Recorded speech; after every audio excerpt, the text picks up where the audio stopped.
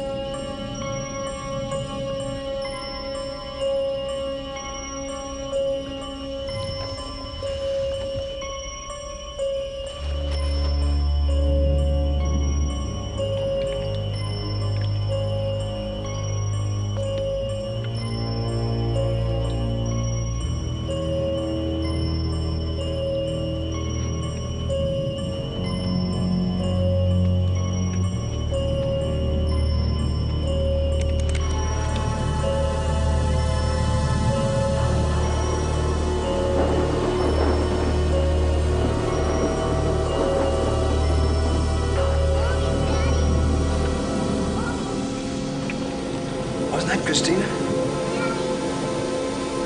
Crystal, are you all right?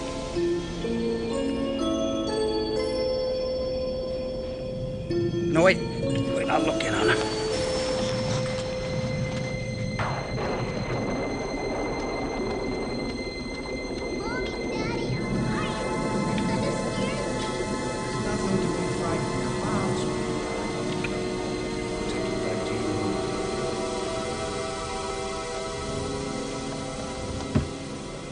And tell my pilot to have the company jet ready to leave for New York at 3 o'clock today, after my next meeting. No, Mrs. Marshall will not be leaving with me. She has to go to New York earlier to take over as president of Fashion Fury.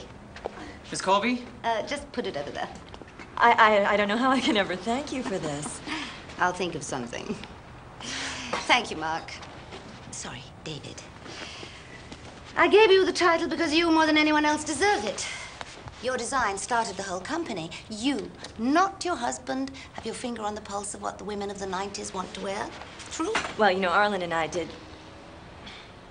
Yes, it was me. It is me. Yes. That's better. A good, powerful affirmative. Strong, intelligent women are the future of business in our country. You seem so sure about that. No, I am.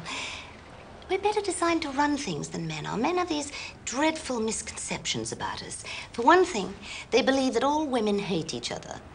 What they don't realize is that when we have to, we can and we should support each other just as much as men do. Sugar? Oh, just a touch of milk. The other disability that most men have is that they're always being distracted by something in a skirt, rather like the monkeys. Have you ever watched them? The females allow all the males to make as much love to them as they want, and while the macho fools are going at it, the females are grabbing all the bananas. I get the feeling you've been hurt in your time, Alexis. Oh, I've had my fair share. And what I've come to realize is that most men are out to get us, in business and in bed. That is why we have to stand together, shoulder to shoulder, and bond. And why they have to be controlled, shown the way. I have to be honest with you. I don't know how I feel about Arlen right now. You still love him, don't you? I don't know. Maybe I do. Well, if you insist on keeping him around, God knows why. Love does take many strange roads, but if you insist, put a leash on him. Make him a vice president of nothing in particular, something where he has to report to you with memos between his teeth and his tail between his legs. As for the ghastly Sammy Jo, his little plaything, fire her. No, don't worry. I'll take care of her. Good. Tell me, how well do you know Jeremy Van Dorn? Jeremy Van Dorn? Well enough to know that he's very attractive and bright. He's a top media man. And he's a little bit mysterious. He certainly is that. And part of that mystery is the casual ease with which he lies. He told me on his last trip to Europe that he was in London, but I happen to know that he was in Switzerland. But what's a little lie between friends? I sense an aura of strength in him, of enormous power. I feel that he's a man addicted to living on the edge, tasting the danger. Who knows? That could be both his strength and his flaw. And you're intrigued. Maybe even fascinated, particularly when I think about the possibilities, the extraordinary empire that he and I could create together. Mystery men can be very dangerous, Alexis. Oh, not with me at the controls. At the controls? How? I could always marry him. If I needed to.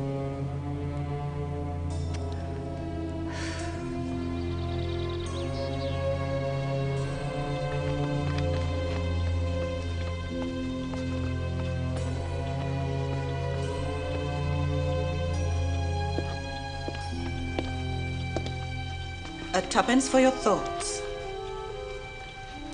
I'm zeroing in on a company in Denver, Colorado. I don't know what you're going to do about getting it. The only answer is Alexis Colby. What about her? I suppose I might have to marry her. Aren't you already married? To two women at the moment, I believe it is. One's in India, the other one in Brazil. I admire the constant sacrifices you're willing to make for the consortium. In the case of Alexis Colby, it isn't exactly a sacrifice.